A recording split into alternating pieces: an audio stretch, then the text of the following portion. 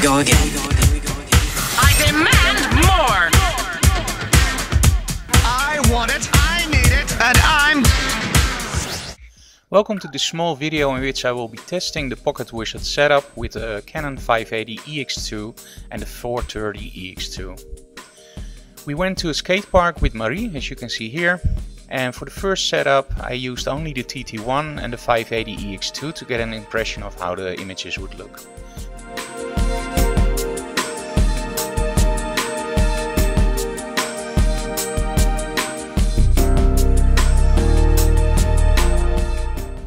Here I edited the STE2 on top of the TT1 to see if both systems would operate without any problem. And as expected, both worked without any problem. Here I added the Rogue Flashbender to make sure that there is no spill light hitting the background. Sometimes spill light on the background can be very nice and can be used creatively, but in this case I only wanted accent light on Marie and no light on the background. The Rogue Flashbender is great for this because it can block off the light. You can use the black area to block off light, and you can use of course the white area to make light a little bit softer, as you can see later on in this video.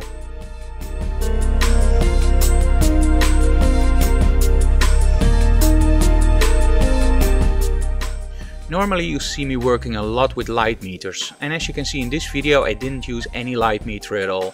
I really wanted to test the ETTL system on both the STE2 and the TT1 from Pocketwizard, of course connected with the TT5 on the strobes. And here you can see some of the results. Again, they were all shot with ETTL in manual mode.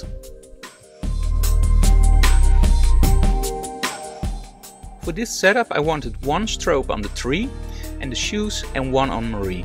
I choose the 580 EX2 for the tree because it's a little bit more powerful, and the 430 for Marie. The main advantage of using a radio system instead of the STE2 was clearly seen with this setup. And the next, to trigger the 430 it had to see the STE2 or it has to be in range. While the 580 with the Pocketwizard was firing no matter where I stood or what distance I used. I wanted to test this during a normal shoot, how often this would be a problem. And because there was a lot of sun, this was the perfect occasion, because that's the main problem with systems like the STE2. If there's too much sun, you will have a problem firing the strobes. In the end we missed quite some shots for the 430, while the Pocketwizard, as expected, fired all the time and missed no shots at all.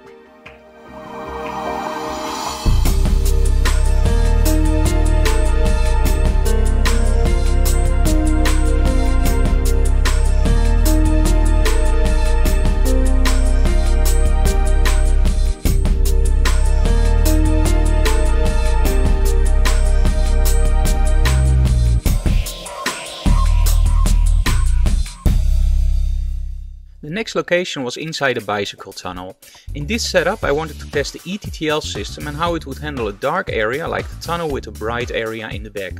As expected, the ETTL didn't function as well here as outside, and a small change in flash exposure compensation was needed, but all well within range.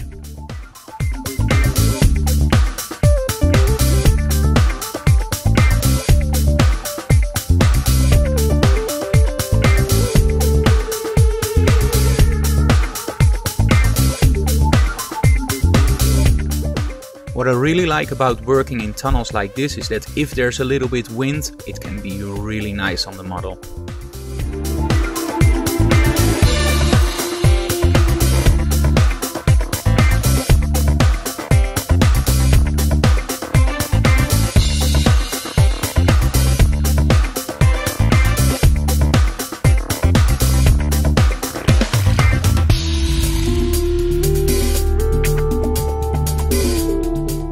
For this setup I used a Rogue Flashbender to create a slightly softer light quality.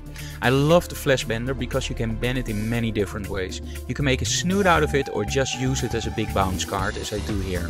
But you can just as easily turn it around and use the dark side to block light. It folds up really small in your bag, so without any doubt I can advise anyone that's into strobist kind of photography to check it out and get one.